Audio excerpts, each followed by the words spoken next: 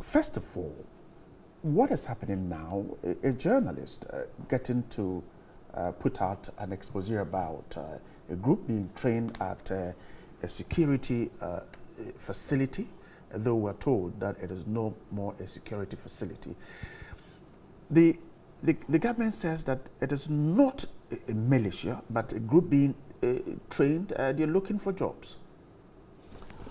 I heard a very learned... But even before that, hold your thought. Let's listen to the president on fighting vigilantism.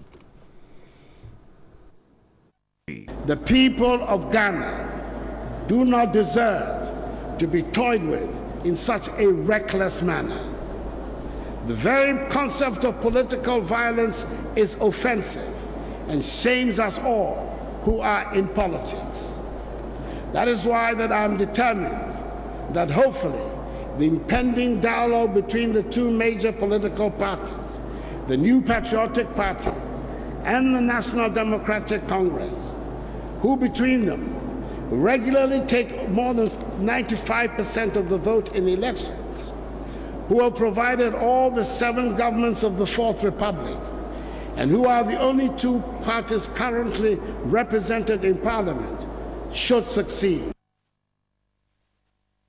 That's the president on vigilantism. But let's start from the Castle expose. Government says they are a group seeking for jobs. I think that the first thing we have to do is not to couch it in that incident alone. There are a number of incidents that have happened recently, and I think they are all connected in one shape, form, or fashion. So when you try to isolate that incident on its own, you do not understand then the gravity of what is happening in our country. I start first with the Swale incident. He's a journalist, undercover. He's assassinated. That's what happened. We had an assassination of a journalist who was part of an expose that did a lot of damage to the ruling MPP party. That's the starting point. If you want to divorce it from the other incidents, you miss the security implications of where we are in this country. So Swale's incident has a direct, there have been other armed robberies, assassination.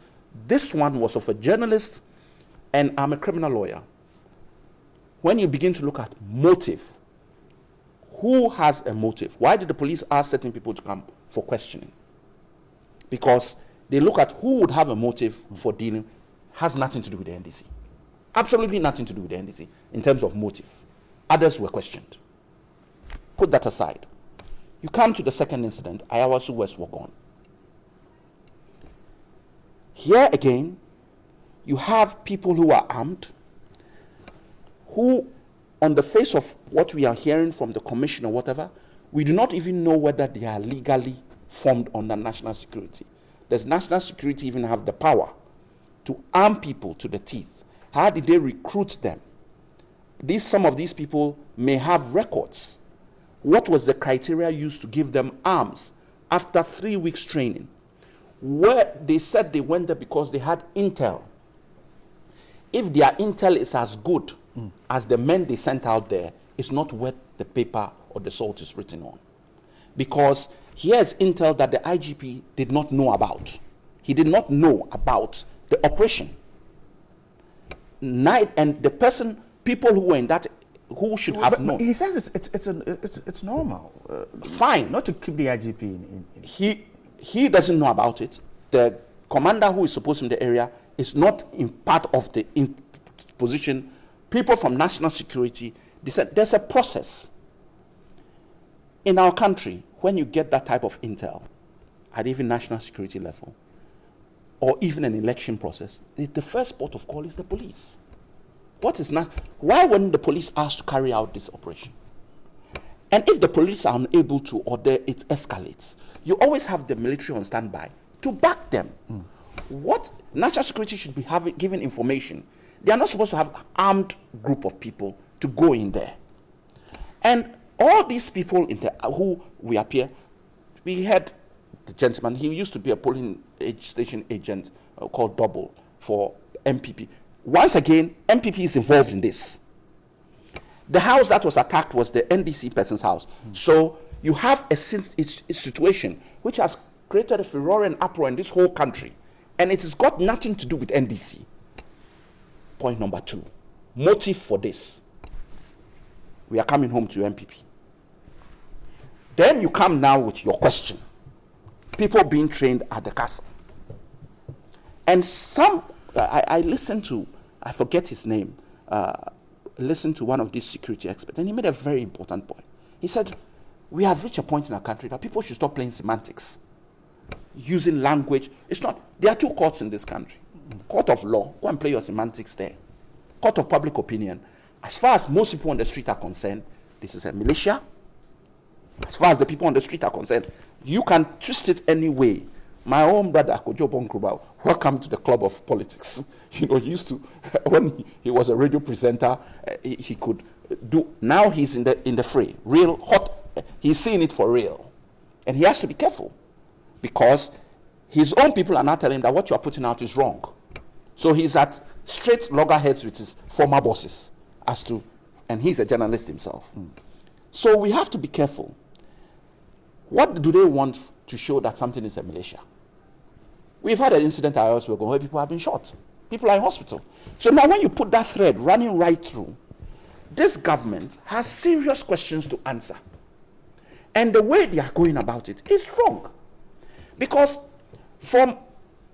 I'll put Swales on the side, because that is an assassination and it's different in that regard, but not with regard to motive. With regard to the Ayasu Wesogon and regard to the militia, you tell me who has resigned. Someone should resign? How? For crying out loud. The commission, the president should find out what is the cause of it. Look, the commission's work. I have some concerns quickly about the commission.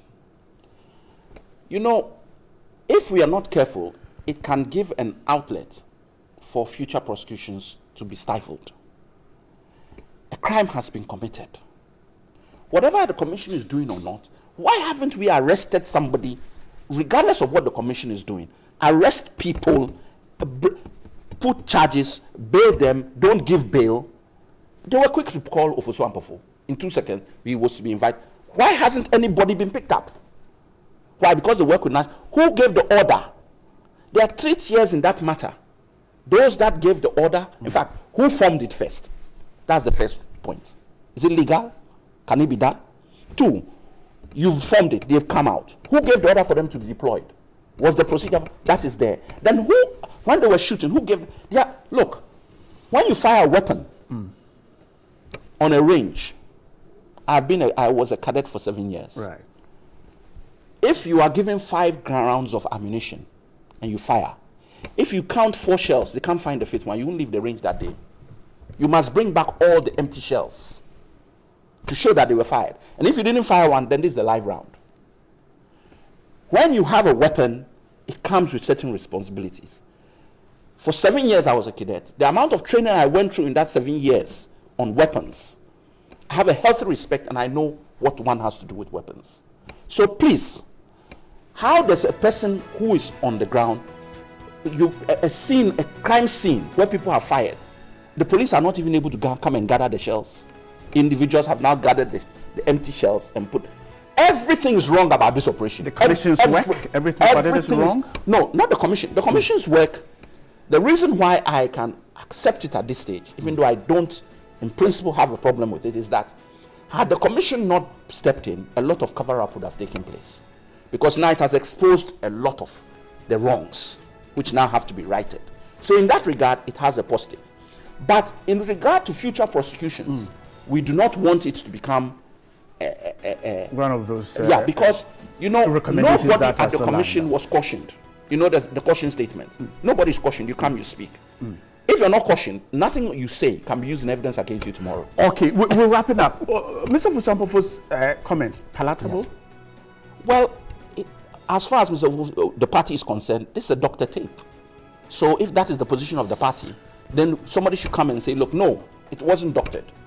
I was there, I recorded it, or I've done this, or it was at this point. Because we know what you're into journalism. You know what these things can, what people can do with electronics. So at the moment, the position is that it's a doctor tape. So there's no need for anybody to answer any questions. I'm grateful. He's a former Minister of Health under the NDC government. Grateful for your time with us this morning. And thanks so much for coming. Thank you too. Mr. Alex Sgbefia is the name.